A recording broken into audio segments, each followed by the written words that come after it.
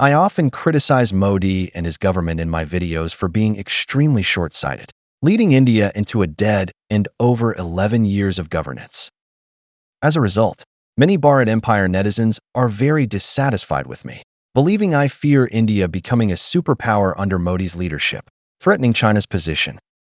Even after Trump wielded the tariff stick against India, these people still haven't woken up from the bubble of lies spun by Modi.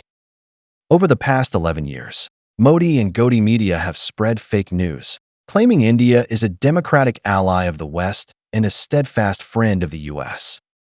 They say the U.S. and India share common values, teaming up to contain China.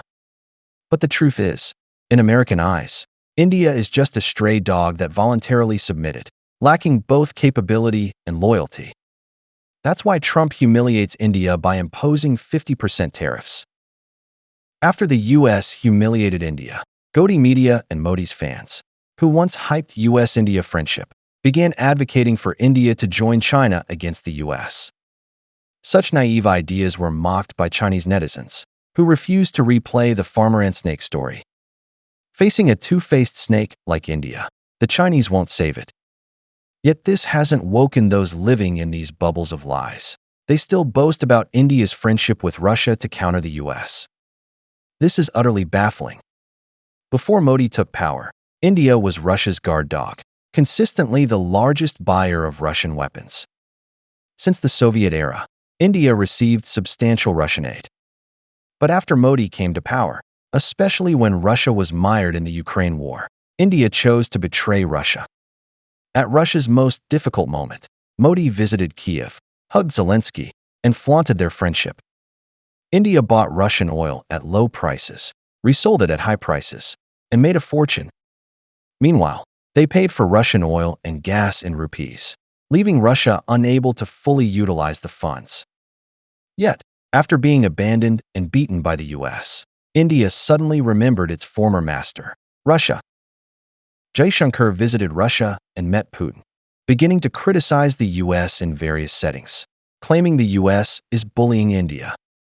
If I recall correctly, just months ago in an interview, this man said he knew many countries were worried about Trump, but India wasn't on that list, as India and the U.S. shared highly aligned interests, and he believed their friendship would continue. These reports are easily found on Google, and videos from months ago are available on platforms like YouTube. If this man's intelligence is still intact, he should resign in shame.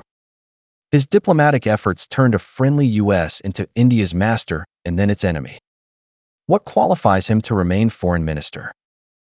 He then complained that India isn't the largest buyer of Russian oil. China is. And India isn't the biggest buyer of Russian gas. Europe is. But I suggest he watch my previous video or the interview with U.S. Treasury Secretary Scott Bessent.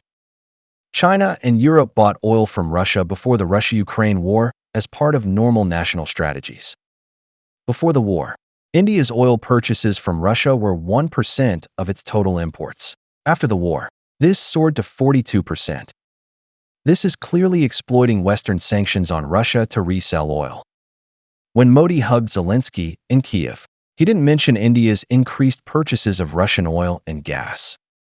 For such an opportunistic, two-faced nation, is it not normal to anger the U.S.? If I were the U.S. president, I'd also harshly humiliate India. However, the word shame doesn't exist in Indian politicians' dictionaries. Modi sending Jaishankar to Russia to criticize the U.S. is another grave mistake. India's repeated betrayals of China, Russia, Iran, BRICS, and the global South have reduced its credibility to zero. No matter how hard India tries, it's unlikely to regain these countries' trust. These nations and organizations will only temporarily use India to divert pressure from the U.S. and the West. But once they reach a deal with the West, India will be abandoned again. Putin is currently negotiating with Trump.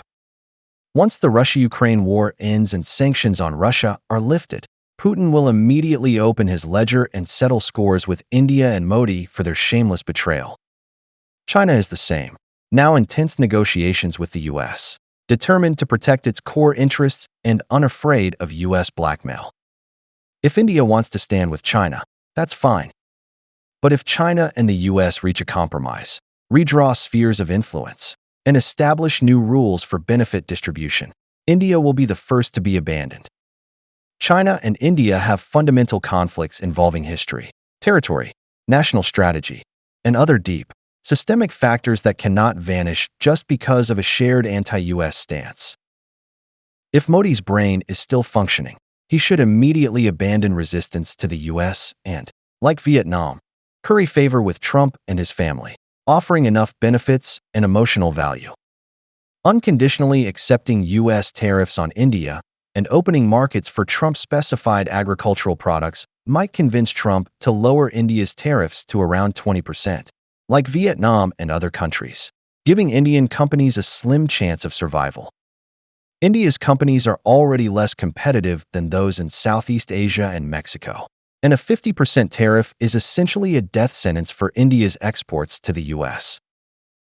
Paki Sharma said on her show that Jaishankar, in talks with Russia, demanded Russia buy more Indian goods.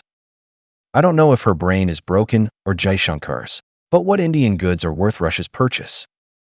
The Russian market is already dominated by Chinese companies, with local firms holding the mainstream.